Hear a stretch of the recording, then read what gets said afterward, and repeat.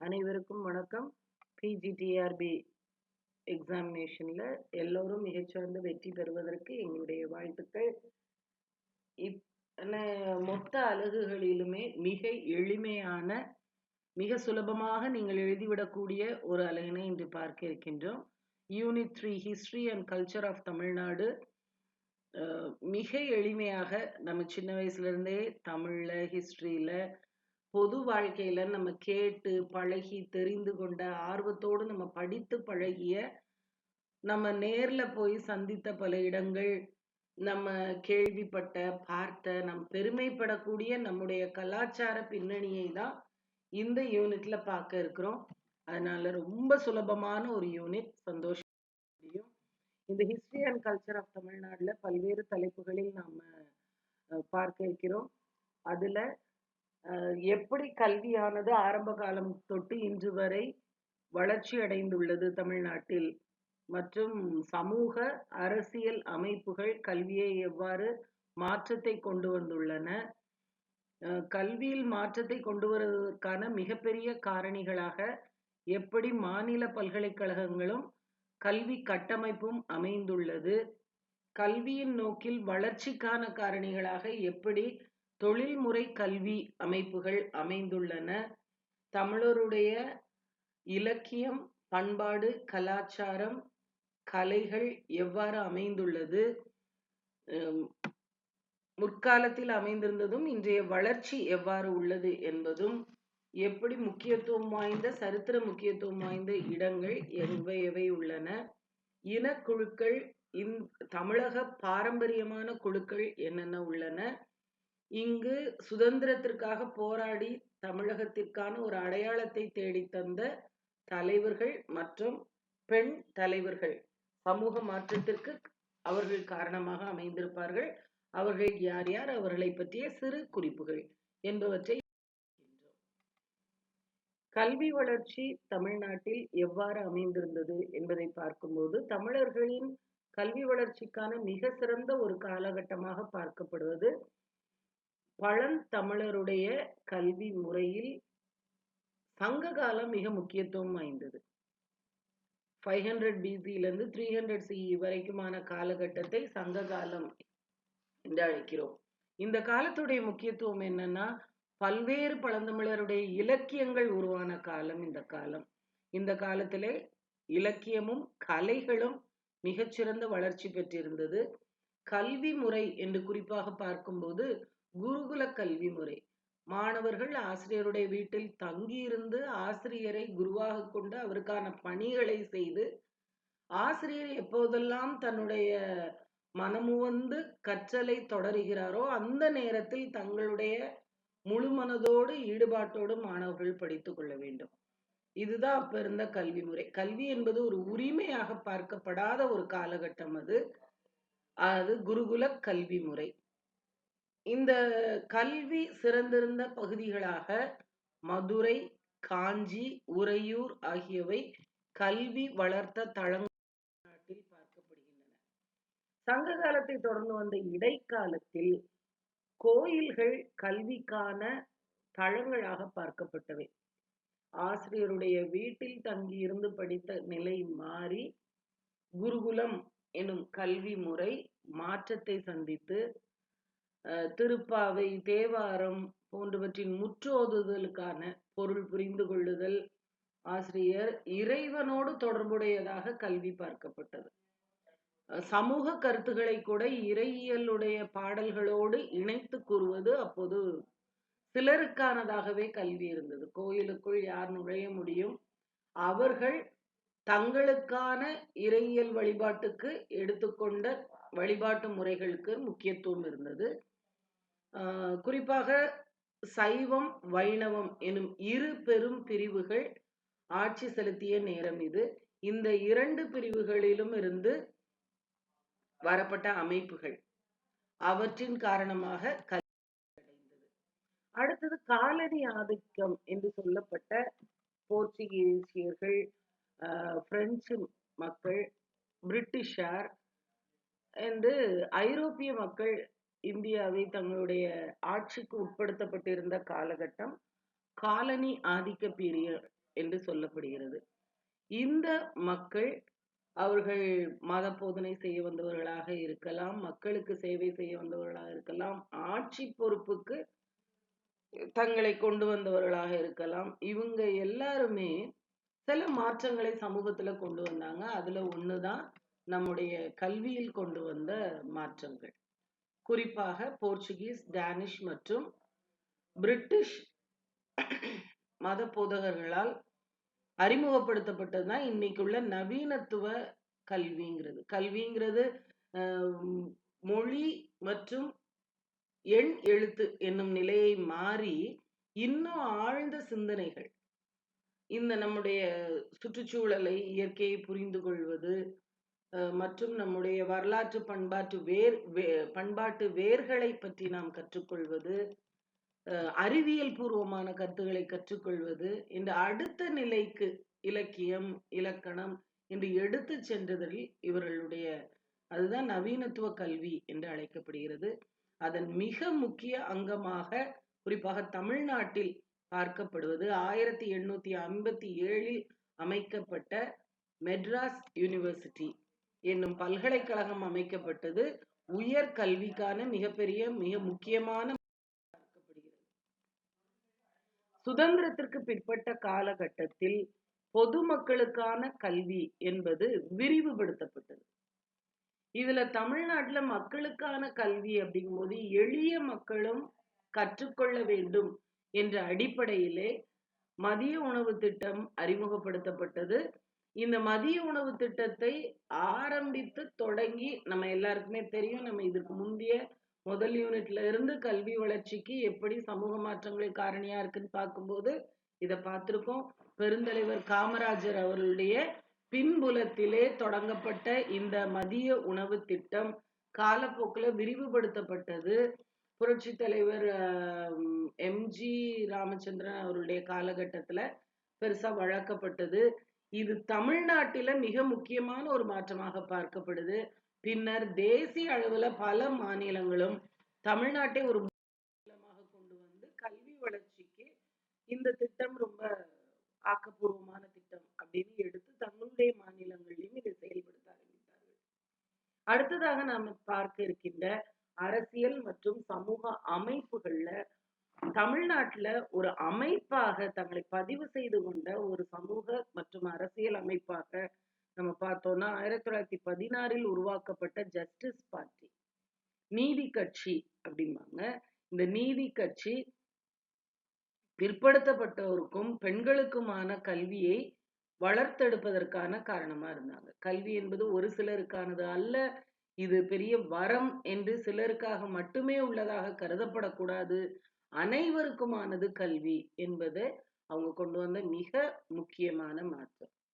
தந்தை பெரியார் 1925 சுயமரியாதை இயக்கம் கொண்டு வந்தப்போ பகுத்தறிவு என்பது கல்வியின் அடிப்படையாக கொண்டு வரப்பட்டது. பெண்களுக்கான கல்வி என்பது முக்கியத்துவம் வாய்ந்ததாக எல்லாருடைய மனதிலும் பதியும் விதமாக பெண்களும் படிக்க வேண்டும், அதுதான் நம்முடைய சமூகத்துல சமத்துவத்தை கொண்டு வரும் எனும் அடிப்படையிலே அமைக்கப்பட்டது. திராவிட இயக்கங்கள் சமூக நீதியையும் தமிழ் மொழி வளர்ச்சியையும் இலவச கல்வியையும் கொண்டு வருவதில் பெரும்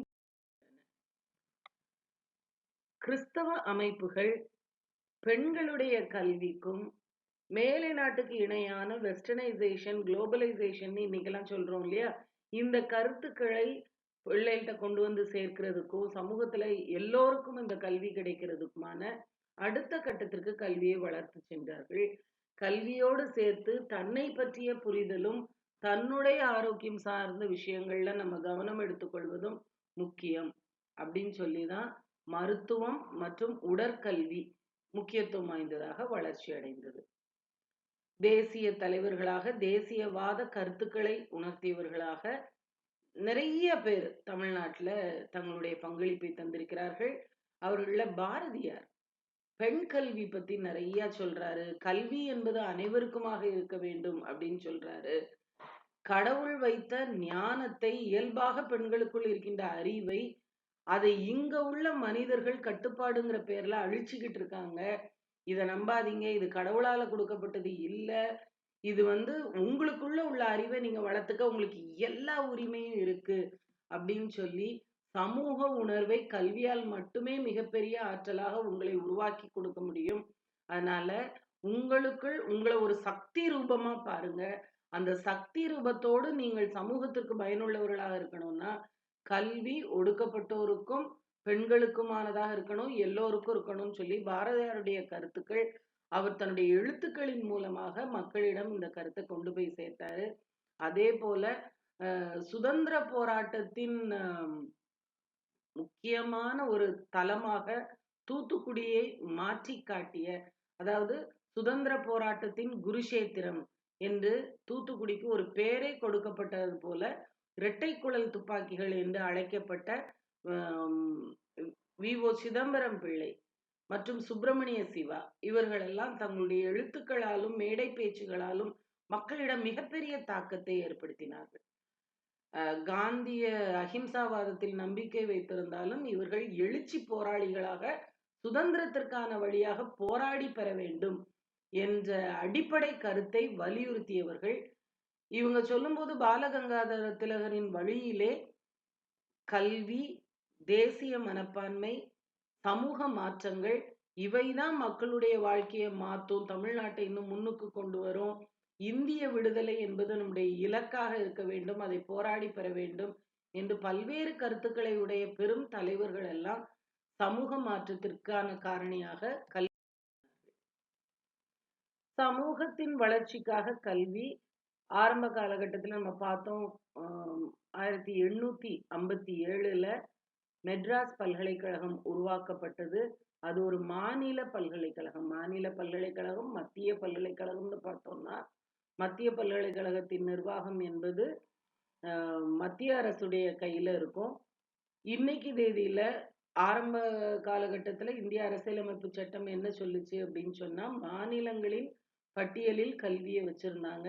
ஏன்னா ஆங்காங்கே உள்ள அந்தந்த மாநிலத்தின் வளர்ச்சி, வரலாறு மற்றும் பண்பாடு அடிப்படையிலே எந்த மாற்றங்களை கொண்டு வர வேண்டும் என்றாலும் தேவைக்கேற்ப மாற்றங்களை கொண்டு வருவதற்கான வசதியும் வச்சிருந்தாங்க. ஆனா பின்னர் ஒரு காலகட்டத்துல பொது பட்டியலுக்கு கல்வி மாற்றப்பட்டது. கன்கரண்ட் லிஸ்ட்ல இன்னைக்கு தேதியில இருக்குது. யூனிவர்சிட்டி ஆஃப் மெட்ராஸை தொடர்ந்து பாரதியார் பல்கலைக்கழகம், பாரதிதாசன் பல்கலைக்கழகம், பிற்காலத்தில் மனோன்மணியம் சுந்தரனார் பல்கலைக்கழகம் என்று பல்கலைக்கழகங்கள் உருவாக்கப்பட்டன. கல்வியியல் சார்ந்த பல்கலைக்கழகம் என்பதற்கான Tamil Nadu teachers education university, Tamil Nadu ஆசிரியர் கல்வியியல் பல்கலைக்கழகம் உருவாக்கப்பட்டது. கல்வி கட்டமைப்பு ஒவ்வொரு இடத்திலும் எல்லா பஞ்சாயத்துகள்லயும் கண்டிப்பா அரசு பள்ளிகள் இருக்கும். கல்வி என்பது கிடைக்கல, அருகில இல்ல, அதை பெறுவதற்காக நான் போக வேண்டி இருக்கிறதுனால நான் படிக்கல அப்படின்னு யாருமே சொல்லிட முடியாது. அதே போல உறைவிட பள்ளிகள், ரெசிடென்ஷியல் ஸ்கூல்ஸ், எஸ்சி, எஸ்டி, ஓபிசின்னு வாய்ப்பு மறுக்கப்பட்ட எல்லோருக்குமே இன்னைக்கு கல்வி என்பதில் சம வாய்ப்பு வழங்கப்பட வேண்டும். அதே போல எண்ணியல் இயல்முறை பள்ளிகள், அதாவது கிளாஸ் ரூம்ஸ்ல டிஜிட்டல் ஃபெசிலிட்டிஸ், ஸ்மார்ட் போர்டு உள்ளிட்ட வசதிகள், எல்லாருமே கம்ப்யூட்டர் ஹேண்டில் பண்ண முடியும். உலக அரங்கில் வர எந்த மாற்றத்தையும் கையளவுல உலகுங்கிறோம் இல்லையா, உலக குடிமக்கள்ங்கிறோம். இப்போ உலகமே ஒரு சிறு கிராமமாக மாறிக்கிட்டு வருது. இங்க உள்ள நம்முடைய தொழில்நுட்ப வளர்ச்சியின் காரணமாக இது அனைத்தும் அனைவருக்கும் கிடைக்கும் ஒரு அமைப்பு மாற்றப்பட்டுள்ளது. இதற்காக எல்லாரையும் பள்ளிக்கு வர வைக்கிறதுக்காக எளிய முறையாக மதிய உணவு திட்டம் மற்றும் இலவச சீருடை, புத்தகங்கள், இலவச பஸ் பாஸ், பெண்களுக்கு மட்டும், பெண் குழந்தைகளுக்கு படிக்கிறதுக்கு அருகாமையில் எளிதில் சென்று வர சைக்கிள், மற்றும் கொரோனா காலகட்டத்துல கல்விங்கிறது எல்லாருக்கும் அப்படியே நின்று போயிடக்கூடாது இல்லையா, இடைநிற்றலை தவிர்த்தலுக்காக இல்லம் தேடி கல்வி 2001 என்று பலவிதமான அமைப்புகள் தமிழ்நாட்டில் அமைக்கப்பட்டு கல்வி வளர்ச்சி அடைந்துள்ளது. தொழில்முறை கல்விகளில் மெட்ராஸ் மெடிக்கல் காலேஜ் 1835, அதாவது மெட்ராஸ் பல்கலைக்கழகம் தொடங்குவதற்கு முன்பாகவே சென்னை மருத்துவ மையமாக பார்க்கப்பட்டது. அங்கு தொடங்கப்பட்டது. தொழில்நுட்ப கல்லூரிகளில் கிண்டியில் அமைந்துள்ள காலேஜ் ஆஃப் இன்ஜினியரிங் இந்தியாவிலேயே முதன்மையான ஒரு கல்லூரியாக மற்றும் பழமையான கல்லூரியாக பார்க்கப்படுகிறது. 1794 உருவாக்கப்பட்டது. அதே போல டாக்டர் அம்பேத்கர் கவர்மெண்ட் லா college 1891, Tamil Nadu teachers education university, தென் ஸ்போர்ட்ஸ் எஜுகேஷன் யூனிவர்சிட்டி, யங் மென் கிறிஸ்டியன் அசோசியேஷன் சார்பாக தொடங்கப்பட்டு கல்லூரி. தென் liberal arts, social sciences and humanities, சமூக அறிவியல் சார்ந்த படிப்புகள். இந்த படிப்புகள்ல தமிழர்களுடைய பாரம்பரியம் நம்ம சொல்லவே வேண்டாம். நம்ம எல்லாருமே உணர்ந்திருக்கிற ஒரு அடிப்படை உண்மை என்னவென்றால், நம்முடைய வளமான இலக்கிய தத்துவ உலகத்துக்கே பல்விதமான கலைகளையும் சிந்தனைகளையும் கற்றுக் கொடுத்த பிறப்பிடம் தமிழகம். அதனால தமிழகம் வளமான ஒரு பின்னணியை கொண்டது. இங்க யூனிவர்சிட்டிஸ்ல உருவாக்கப்பட்ட பல்கலைக்கழகங்கள்ல உள்ள டிபார்ட்மெண்ட்ஸ்ல தமிழ்நாட்டுல மட்டும் இல்ல, தமிழ் வளர்ச்சி துறைகள்ங்கிறது இன்னைக்கு கனடால இன்னும் பல்வேறு நாடுகள்ல மிக வெற்றிகரமான ஒரு துறையாக அமைந்து வருகிறது. ஏனென்றால் தமிழ் இலக்கியம், தமிழர் வரலாறு, சமூகவியல், அரசியல் அறிவியல் மற்றும் உளவியல் முக்கியத்துவம் வாய்ந்ததாக, ஏன்னா அவ்வளவு அடிப்படைகள், அவ்வளவு விஷய ஞானம் தமிழரிடம் இருந்தது. அத பல காரணங்களால் நம்ம வெளியில கொண்டு போய் சேர்க்க தவறிட்டோமோ அப்படிங்கிறதுனால இன்னைக்கு கல்வியின் மூலமாக இதை எல்லா இடத்துலையும் கொண்டு போய் சேர்க்கறதுல நம்ம முனைப்போடு இருக்கிறோம்.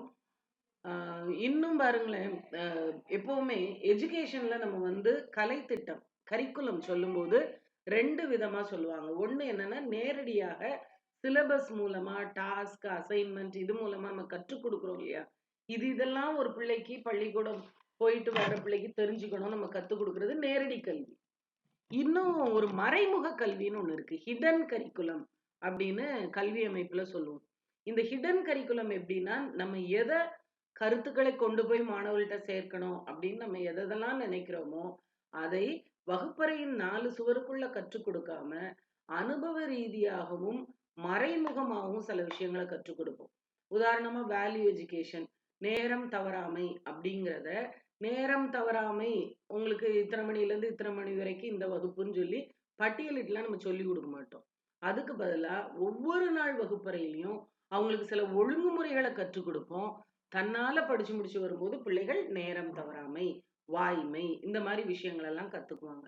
அதே போல நம்முடைய கலாச்சார அடிப்படையிலான சில விழாக்கள், கொண்டாட்டங்கள், ஆய்வுகள் ஆகியவற்றின் மூலமாக நம்முடைய தமிழருடைய மனித நேய சமூக வாழ்க்கை இயலை பற்றி நம்ம படித்து மட்டுமல்ல அனுபவத்தின் மூலமாகவும் கற்றுக்கொண்டுள்ளோம். சங்க இலக்கிய காலங்கள்ல சொல்லப்பட்டதெல்லாம் மக்களுடைய வாழ்க்கை முறை. இப்ப மக்களுடைய வாழ்க்கை முறைய எப்படி வாழ்ந்தாங்க, எந்தெந்த நகரங்கள் அவருடைய தலைமையிடமாக இருந்து இயக்கப்பட்டது, இன்னும் அவர்கள் கொண்டாடிய விழாக்கள் என்னென்ன, விழாக்களில் முக்கியத்துவம் வாய்ந்திருந்தது என்னென்ன விஷயங்கள், இது எல்லாத்தையும் தெரிஞ்சுக்கணும்னா சங்க இலக்கியங்களில் பல்வேறு விதமான தகவல்கள் நமக்கு கிடைக்குது. அதே மாதிரி பழந்தமிழருடைய பண்பாட்டுல எந்த விதமான வாழ்க்கை முறைகள் அவங்களுக்கு அமைஞ்சிருந்தது, எல்லா தகவல்களும் இதுல நமக்கு கிடைக்குது. அதனால மெயினா அவங்களுடைய வேல்யூ சிஸ்டம், என்னென்ன விழுமியங்கள் மற்றும் மதிப்பீடுகள் அவருடைய வாழ்க்கையில் பின்பற்றப்பட்டது, நிர்வாகம் எப்படி அமைந்திருந்தது, அரசனுக்கும் மக்களுக்குமான உறவு நிலை எப்படி இருந்தது, இந்த மாதிரி பல தகவல்கள் நமக்கு கிடைக்கப்படுகின்றன. அதுல உலகத்திற்கே நம்ம, அதாவது உலக பொது மறை, யூனிவர்சல் மாரல் டெக்ஸ்ட் என்று அழைக்கப்பட்ட திருக்குறள் திருவள்ளுவரால் இயற்றப்பட்டது. அதை பற்றிய பல விவரங்களை நம்ம தெரிந்து கொண்டிருக்கிறோம் ஏற்கனவே. இது எல்லாமே நம்முடைய தமிழருடைய எண்ண ஓட்டங்கள், நம்முடைய பின்புலம் எவ்வளவு வலுவான ஒரு சிந்தனையாளர்களா இருந்திருக்கோம் அப்படிங்கிறத வெளிப்படையாக காட்டுகிறது. அதே போல இலக்கியத்துல பக்தி இலக்கியத்தின் பங்கு அளப்பரியது. சைவம் வைணவம்னு முதலே சொன்னோம் இல்லையா, இதுல அப்பர், சுந்தரர், மாணிக்க வாசகர், மற்றும் வைணவ ஆழ்வார்கள் இவர்கள் திருமறை அடிப்படையிலே சொல்லப்பட்ட கருத்துக்கள் இறைவனுக்கும் மக்களுக்குமான உறவு என்று தொடங்கி தமிழருடைய சிந்தனை ஓட்டங்கள் விழுமியங்களை தெளிவாக விளக்கியது. இலக்கியத்தில் முக்கிய பங்காற்றியது. நவீன இலக்கியங்கள் என்று பார்க்கும்போது பாரதியார், பாரதிதாசன் முதலிட்டோர் தேசிய உணர்வை தூண்டுவதோடு சமூக மாற்றங்கள், மக்களுக்குள் பிரிவினை இல்லை, எளிய மக்களும் நல்ல விதத்திலே வாழ்வதற்கான வழிகளை தர வேண்டும். தமிழ் இலக்கியம் என்பது நாம் பெருமைப்படக்கூடிய என்ன அடிப்படையை கொண்டது, தமிழ் அன்னை வழிபாடு என்று பலவிதமான மாற்றங்களை சமூகத்திலே கொண்டு வந்தார்கள் கல்வியின் மூலமாக. எழுத்தின் மூலமாக மட்டும் இல்லாமல் நாடகம் மற்றும் இசையின் மூலமாகவும் தெருக்கூத்து, கரகாட்டம், பறை என்று நம்முடைய பாரம்பரிய வாய்ப்பாட்டு கலைகள், கிராமிய கலையின் மூலமாகவும் கல்வி கருத்துக்கள் மக்களை சென்றடைந்தது. கலை மற்றும் கட்டிடக்கலை என்று பார்க்கும்போது பல்லவர்களின் காலகட்டத்தில் ஒரு உச்ச நிலையை தொட்டது நமக்கு தெரியும். மாமல்லபுரம் என்னும் மகாபலிபுரம் இன்னைய வரைக்கும் குடவரை கோயில்கள் மற்றும் பாறைகளை குடைந்து விதவிதமான கோயில்களாக நம்முடைய கலைகளை பதிவு செய்து வைத்திருக்கிறார்கள். தஞ்சையில் உள்ள பிரகதீஸ்வரர் கோயில் சோழர் கால கட்டடக்கலைக்கான சான்று, மதுரை மீனாட்சி அம்மன் கோயில் பாண்டியர்களின் கட்டடக்கலைக்கான சான்று, ஸ்ரீரங்கம் ரங்கநாத சுவாமி கோயில் நாயக்கர்களுடைய காலகட்டத்திலே அமைக்கப்பட்டது. அதே போல நம்முடைய நம்ம சொன்னாலே காலனி ஆதிக்க காலகட்டத்துல அப்ப சென்ட் ஜார்ஜ் கோட்டை இன்னைய வரைக்குமே தமிழக நிர்வாகத்தில் மட்டுமல்லாமல் தமிழர்களுடைய பாரம்பரியமான என்ன மாதிரிலாம் கட்டிடக்கலை மற்றவங்க நினைச்சு கூட பார்க்க முடியாதத ஆரம்ப காலகட்டத்திலேயே தமிழர்கள் எப்படி பண்ணியிருக்காங்க அப்படிங்கிறத நம்மளுக்கு தெளிவாக எடுத்துரைக்கின்றது. நவீனத்துவமாக இன்னைக்கு பார்த்தீங்கன்னா நிறைய கலையறை மையங்கள் இருக்கு. இதையும் தாண்டி இன்னைக்கு தொழில்நுட்ப பல இடங்களும் தமிழ்நாட்டில் அமைந்துள்ளது. தமிழ்நாட்டில் உள்ள வரலாற்று முக்கியத்துவம் வாய்ந்த இடங்கள் அப்படின்னு நம்ம பார்த்தோம்னா அதுக்கே தனியா நம்ம அரை மணி நேரம் பேசலாம். அவ்வளோ பாரம்பரியமான இடங்கள் தமிழ்நாட்டில் உண்டு. இதுல யுனெஸ்கோவால் அங்கீகரிக்கப்பட்ட இடங்கள்னு சொல்லப்படுற பல இடங்கள் தமிழ்நாட்டில் உள்ளது. அதில் முக்கியத்துவம் வாய்ந்தது மகாபலிபுரம். பல்வேறு நாடுகள்ல இருந்து வந்து நம்முடைய ஆரம்ப காலம் தொட்டு இன்று வரை எப்படி நிலைத்திருக்கின்ற சிற்பங்களாக நம்முடைய பாரம்பரியத்தை நம்ம வெளிப்படுத்துகிறோம். தஞ்சை பிரகதீஸ்வரர் கோயில், மதுரை மீனாட்சி அம்மன் கோயில், காஞ்சிபுரம் கோயில் நகரமாக ஏகப்பட்ட கோயில்கள் அங்கு அமைந்துள்ளது. சென்ட் ஜார்ஜ் கோட்டை சென்னை, செஞ்சிக்கோட்டை, பாண்டிச்சேரி பகுதியில் உள்ள ஆரோவில், இங்கெல்லாம் பல நாடுகள்ல உள்ள மக்கள் வந்து இங்க பார்த்து கலைகளை பார்த்து நம்முடைய பின்னணியை தெரிந்து கொள்ளும் போது இங்க நிறைய விஷயங்கள் என்ன இருக்கு அப்படின்னு சொன்னா இங்குள்ள கலாச்சார பரிமாற்றம், எப்படி நம்முடைய கலாச்சாரம் இருந்தது, இதுல இருந்து உலகத்திற்கு நம்ம சொல்ல வர்றது என்ன, உலக கலாச்சாரத்துல எதற்கெல்லாம் முன்னோடியாக நாம் இருந்தோம் என்னும் கலாச்சாரத்துக்கான காரணிகளாக இவை அமைந்துள்ளது. தமிழ்நாட்டில் உள்ள முக்கிய இனக்குழுக்கள் நிறைய இருக்கு. அதுல தமிழர்கள் பல்வேறு அருகாமையில் உள்ள இங்கிருந்து நம்மளுடைய மொழியாலும் கலாச்சாரத்தாலும் இன்னைக்கு பல இடங்கள்ல போய் இருக்கிற மக்கள். எல்லா மொழியிலையும் நீங்க பாத்தீங்கன்னா அடிப்படையில தமிழ் வார்த்தைகள் எப்படி பல மொழிகளுடைய வளர்ச்சிக்கு காரணமாக இருந்திருக்கின்றன என்று நம்ம அறிந்து கொள்ள முடியும். இது போக நம்முடைய இனக்குழுக்கள்ல தமிழருடைய பாரம்பரிய குழுக்கள் தோடர்கள், கோட்டாஸ், படுகர்கள், இருளர்கள், பனியாஸ், குறும்பா இந்த மாதிரி உள்ள மக்கள் எல்லாருமே இதுல பெரும்பான்மையினர் வந்து நீலகிரி மாவட்டத்துல உள்ள மலை வாசஸ்தலங்கள்ல உள்ள மக்களாக வாழ்ந்திருக்கிறார்கள். இவங்க அதாவது ஏட்டுக்கல்வி படிக்கலைன்னாலும் அவங்க நிறைய விஷயங்கள்ல அவங்க மருத்துவம் பிறகு இயற்கை வைத்திய முறைகள்லாம் நிறைய தெரிஞ்ச மக்களா இருப்பாங்க. அந்த மலையில உள்ள சூழலுக்கு தங்களுடைய வாழ்வியலை எவ்வாறு அமைத்து கொள்ள வேண்டும் என்று தெரிஞ்சு வாழ்க்கை முறை வாழ்றவங்களா இருப்பாங்க. அவங்களுக்குன்னு சில பாட்டுகள், அவங்களுக்கான கலைகள் என்று மிகப்பெரிய பின்னணியோட இருக்காங்க. இவங்கெல்லாம் பலர் அங்க உள்ள பாரம்பரிய மக்கள். இவங்க எங்கேயோ இருந்து வந்து குடியேறினவங்க கிடையாது, இங்கேயே இருக்கிறவங்க. அதனால இந்த இனக்குழுக்களை பற்றிய ஆய்வுகள் பல, அவருடைய வாழ்க்கையின் பின்னணிகளை நம்மளுக்கு கொண்டு வந்திருக்கு. அது கல்வியில மிகப்பெரிய மாற்றமாக அமைந்திருக்கிறது. ஒவ்வொரு குழுவும் அவங்களுக்கே தனித்துவம் வாய்ந்த கலாச்சார பண்பாட்டு முறைகள், விழாக்கள், கைவினை பொருட்கள், பாடல்கள் என்ற பின்னணியோடு உள்ளவர்கள். இந்த மக்கள் எல்லாருமே படிக்கணும் அப்படிங்கிறதுக்காகத்தான் பல இடங்களிலே உறைவிட கல்வி அமைப்புகள் இருக்கு. தனிநபர்களாகவும் அரசு மூலமாகவும் அவருடைய கல்வி வளர்ச்சிக்கான பல திட்டங்கள் வெற்றிகரமாக நடைமுறைப்படுத்தப்பட்டு வெற்றி பெற்றுள்ளன. தமிழ்நாட்டின் முக்கியமான சுதந்திர போராட்ட வீரர்கள் அப்படின்னு பார்த்தீங்கன்னா, இந்த பட்டியல் ரொம்ப பெருசு. பாரதியார், வ.உ. சிதம்பரம் பிள்ளை, சுப்பிரமணிய சிவா, திருப்பூர் குமரன், இன்னும் ஏகப்பட்ட பேர் நம்மளால இந்த சுதந்திரத்திற்காக போராடியவர்களை சொல்ல முடியும். இவர்கள் எல்லாம் ஆயுதம் ஏந்தி போராடியவர்கள் அல்ல. புரட்சி கருத்துகளா இருக்கட்டும், அல்லது எதிர்த்து நின்று போராடிதான் பெற முடியும்னு நினைச்சவங்களா இருக்கட்டும், இல்லைன்னா மிதவாதிகளாக அகிம்சாவாதிகளாக இருந்தவர்களா இருக்கட்டும், எல்லாருமே மொழியை ஒரு முக்கியமான ஆயுதமாக கையாண்டார்கள். அதனாலதான் பாத்தீங்கன்னா மேடை பேச்சுகளை முழக்கம் அப்படின்னு சொல்ற அளவுக்கு மிகப்பெரிய முக்கியத்துவம் வாய்ந்த மாற்றங்களை கொண்டு வந்தாங்க. எழுத்து அப்ப பிரிண்ட் மீடியா அவங்களுக்கு ஒரு மிகப்பெரிய ஆயுதமாக இருந்தது. அதனால வார பத்திரிகைகள், தினசரிகள் மூலமாக எழுதி மக்களிடம் பெரிய மாற்றத்தை கொண்டு வந்தாங்க. எளிய மக்களை சென்று சேருவதற்காக அந்த எழுத்தை தாண்டி இன்னும் நிறைய விஷயங்களை பேசி மேடை பேச்சு மூலமா இதை கொண்டு வந்தாங்க. அதனால சுதேசி இயக்கங்கள் கப்பல் நிறுவனமாக வ.உ.சி கொண்டு வந்தது. கவிதையின் மூலமாகவும் தேசிய போராட்டத்திற்கும் பெண் உரிமைக்காகவும் போராடிய பாரதி, சென்னையின் முக்கிய தலைவராக காங்கிரஸ் இயக்கத்தால் பார்க்கப்பட்ட சத்தியமூர்த்தி அவர்கள் கல்வியில் மாற்றங்களை நிறைய கொண்டு வந்து இலவச கல்வி, அனைவருக்குமான கல்வி, எல்லோரும் படிக்க வேண்டும் என்ற கருத்தை வலியுறுத்திய காமராஜர் அவர்கள் முதலிய முக்கியத்துவம் வாய்ந்தவர்களிடம் இந்த தமிழ்நாடு கல்வியில் மிகப்பெரிய மாற்றத்தையும் வளர்ச்சியையும் இன்று கண்டுள்ளது. இதுல பெண்களாக women freedom fighters of Tamil Nadu என்று நாம் பார்க்கும்போது வேலு நாச்சியார் அவர்கள் பிரிட்டிஷ் ஏகாதிபத்தியத்தை எதிர்த்து போராடியவர்கள்.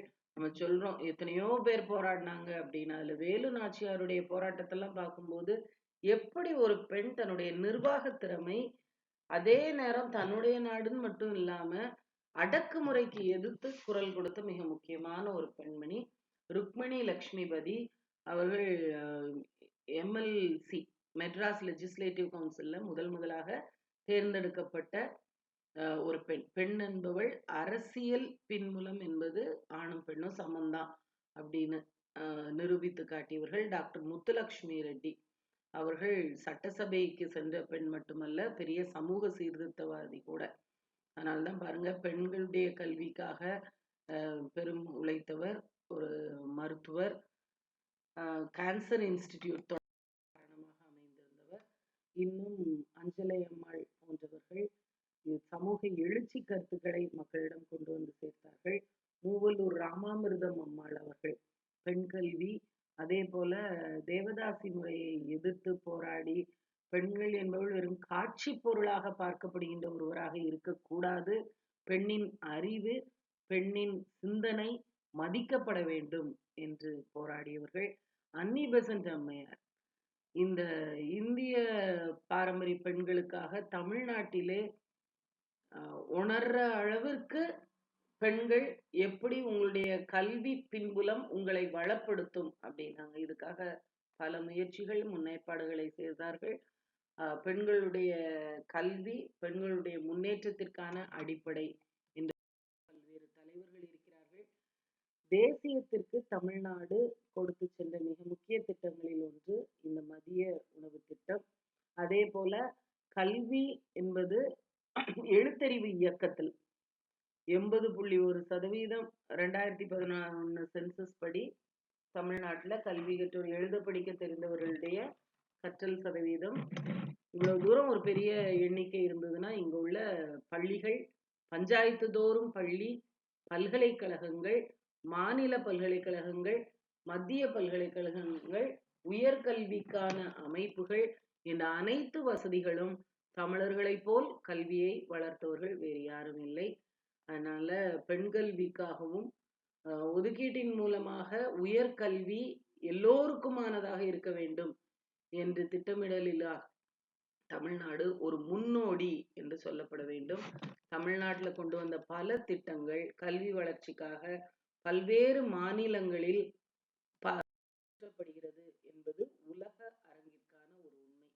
ஆகவே வாய்ப்பு மறுக்கப்பட்ட சூழலிலும் போராடி கல்வி பெற்று அனைவருக்குமானதாகவும் குறிப்பாக பெண்களுக்கானதாகவும் கல்வியை கொண்டு சேர்த்த தமிழருடைய பாரம்பரியத்தை தெரிந்து கொள்வதன் மூலமாக இன்று அனைத்து வசதிகளும் அமையப்பட்டுள்ள நாம் அடுத்த கட்டத்திற்கு சமூக மாற்றத்தை கொண்டு வருவதற்கு என்ன செய்ய இருக்கிறோம்?